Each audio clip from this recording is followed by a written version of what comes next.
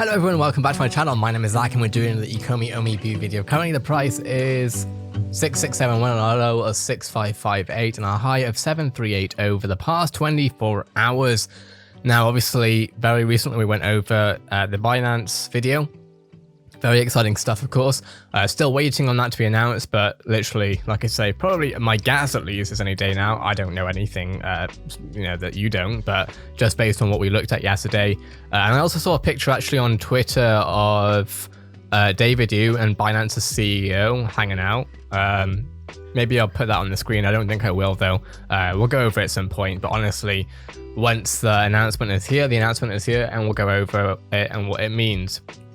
That said, WomenxVeVe putting out some great content as usual. Thank you. I don't actually, this is bad. I don't know who organizes stuff, but Wendy very consistently posts these. I mean, there's others as well who post these, but I've noticed Wendy posts these a lot. So thank you, Wendy, and of course everyone else who works on this. It's really, really important what we see. I actually just realized that my camera is over clear there, so give me a second. I just want to get that fixed because y'all should be able to see everyone who is taking part in this, but essentially we're going to be looking at Trevor talking with the team, not with the team, with the WomenxVeVe team, I guess, about content, right? We're not going to go through the entire thing because for the YouTube video, clarity, brevity, etc., we'll just get through what we want to get through. But I have got a lot of questions for Trevor that I want to ask him. We'll go over that in a bit, but either way, we're going to listen to Trevor talking about production, right, and talking about his history in making these NFTs and how these NFTs compare with the general JPEG stuff that we see. Having said that, let's go through it. Go. I think we're going to move on to your history with VeVe now. Can you explain to us your relationship with the team and how it all started? I started, before I joined VeVe, I was working at Santa Monica Studio, which is one of the PlayStation game developers. It's one of the largest ones here in LA. They make a game called God. Their big franchise is called God of War. Oh yeah, true. And I was basically recruited from Actually, them. Spider-Man might be Insomniac. Yeah. So God of War is one of the most prestigious IPs that PlayStation have ever run. Uncharted would be in that category. The Last of Us would be in that category. God of War would be in that category, of course. And I know Trevor might talk about this as well, that he also used to work at Riot Games, a company that I actually personally work with on one of their other games called Valorant. But he was making some content for Legends of Runeterra, which is essentially a card game that is based on the League of Legends universe, League of Legends being the biggest MOBA in the world. And a MOBA is essentially a type of game that would take a long time to explain if I went over it all now. To come work on VeVe because of my background in doing all of this art production work. I think the most interesting thing that happened since I've joined VeVe and watching that team grow is there was already a good pace of content being put out. And the thing I was most excited and wanted to help push was not only doing more content and having more collectibles released, like going from a drop, trying to hit a drop every week to now where we got drops pretty much every 3 days, like pushing that so that we're putting out more content and the content we're putting out is better and has not just higher quality bar in terms of the modeling or the rendering, but also more functionality, more animated collectibles, more visual effects, more sound effects, hopefully lead to more interactivity. I think you're starting to see that. And that's the thing that I want to keep pushing because in my mind, the goal is, and I think it's not just my mind, I think it's the whole team. It's the goal is collectors. And how do you get a collector and maybe who's used to collecting in the physical space to want to jump over and start doing digital collectors as well. And we have to be producing collectible content that's so good that they feel like they have to participate in the space. For me, I'm going to toot my own horn here. For me, I don't look at the other NFT projects as the competition. I'm trying to win against the physical collector producers. I think if you're Okay. If you're releasing JPEGs, I think we got you beat. Like my goal is to be like, how do we get people who are into physical collecting to be like, oh. Thank you for the quote for the title, Trevor. I'm not sure if that's what I used, but it might be. And yeah, that's a huge point, right? Because I have noticed on Twitter a lot of the time, right? People, with Twitter is obviously a massive space for a lot of different communities, my bad, and topics and topical communication, right?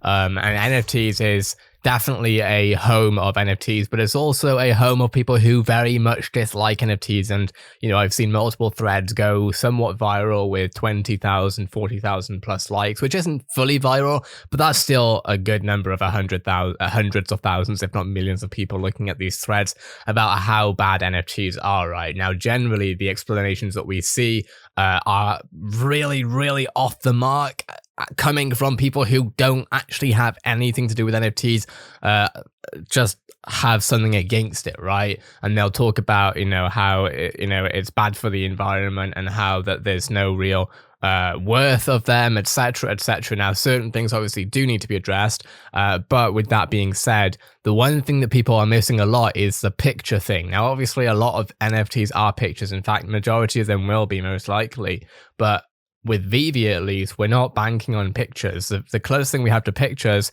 or JPEGs, or whatever you want to call them, is of course the posters. And I wouldn't really put that in that same thing, because even with that, you can put it in a showroom, etc. So you heard it here. Trevor said that, you know, they got the JPEGs beat. Oh, that's so cool. I need to get in there and be a part of that. For sure. I never mentioned before, but that's the one thing that I love about VeVe as well. It's not just about the crypto world, the crypto space. You're really including your average person or your collector. You're making it easy for them to log into the app and buy the collectibles. Yeah, which is awesome. Yeah, I also even add to that. It's like, for me, like, I was not crypto. I was not super involved. I didn't know much about crypto, honestly, before I joined VeVe. And like, my background was always in the content side of stuff. Through it, I have learned so much more about crypto and what makes NFTs exciting and the crypto world in general exciting. But it still comes back to me of how do you actually grow crypto or NFTs? And it's not by going back. I don't think it's just by going back to the same people that already get it. We have to make it inclusive and inviting and exciting for people who are not involved in it, to make them want to make the jump. And I would say, and it goes beyond the content, also goes, I think, the community being so inclusive and inviting and exciting to be a part of helps in that. And that's my big thank you back to you and back to everybody else in the VeVe family. Like, that's really helpful. And, sorry, he's going to say and, so I want to let him finish. Obviously, it pays forward, because like, more people are engaged drives up the value of everything. But it's also about, like, it's really about building the community and getting people excited about it. Awesome. So something that's really important here, I actually think, and you can tell me your own opinions on this, I would love to hear them. I actually think that the majority of people who are getting worried about what's happening with ECOMI, people who are upset maybe with price or whatever it might be, is very, very much crypto heavy. And the people who, and again, I would love to hear your take. I'm not like saying this is what's happening. This is what I've observed personally. The majority of people who are upset with their investment are the crypto people, right? And then you have the people who are invested in the product, not the token, right? The non-crypto end of things. And I think those people are having a much better time in being involved in VeVe than those who are mainly here for crypto investments, right? Because the reality is that crypto is on it's just, I still don't really, it still feels weird, honestly. Like, I have got a lot more trying to get more versed in crypto, understanding it more, etc. And I'm still learning a lot, and I am proactively taking the time to learn more about what's happening within the crypto space. But realistically, from an investment point of view, that's that. But then when you look at the product itself, of course, then there's another whole aspect there, right? And the reality is that I noticed that the people who are just genuinely enjoying the drops and the content are having a so much better time, because they're not necessarily too caught up in bull runs and bear runs and all this other stuff, right? And that makes sense to me, because at the end of the day, this is a product. But again, they have a crypto thing attached, and therefore crypto people understandably worry about their investment. But crypto world runs in a different pace to the real world as far as like business is concerned. Like, people are expecting to see bull runs and bear runs and all this other stuff going on, right? When the reality is that if the product itself is doing something, that if there's demand for the product, it does not matter really, or at least there's not as much correlation between the general altcoin cycle, let's say for example, and of course just having the products out there with the demand, which is why we're seeing, even with sometimes where, you know, Bitcoin or whatever might go down, sometimes we see ECOMI going up. Even so, and whilst Bitcoin goes down sometimes, we'll see the other altcoins go down as well, because they're all connected. OMI is connected as far as it's being it's a crypto, it's a blockchain project, but it's a product first and foremost. Having said that, I realize that this is now 11 minutes long. I am excited to go over more of the content stuff. We'll probably look at a little bit more of WomenxVeVe soon, and I also want to go for some metaverse stuff. I have some questions for Trevor actually. I hope that we can get something going, because I have questions that I literally have never seen anyone ask him, because I personally am not concerned, curious / slightly concerned, but not, I don't know. We'll see where it goes about the content, not the NFTs themselves. The NFTs themselves, as far as the content, is really, really good. I'm also thinking about the metaverse, the VeVe stuff, because I have a lot of things in my head, ideas in my head to be clear, that I'm excited about for VeVe, right? That actually has drawn me more to this project than any other NFT project. I want to know how this VeVeverse and gamification stuff works. We have heard that it's going to happen, but at the same time, the stuff that I've talked about regarding metaverse stuff requires so much more resources than I expect VeVe has. So I want to speak with Trevor about how all that works, and actually realistically to line up our expectations for what we should expect and what we shouldn't expect. I think that's really important, and I'm going to try and dig a little bit deeper into it, because like I say, the things that excite me about this project isn't necessarily the crypto. The crypto is definitely something that's important and is exciting, but I am interested in the product.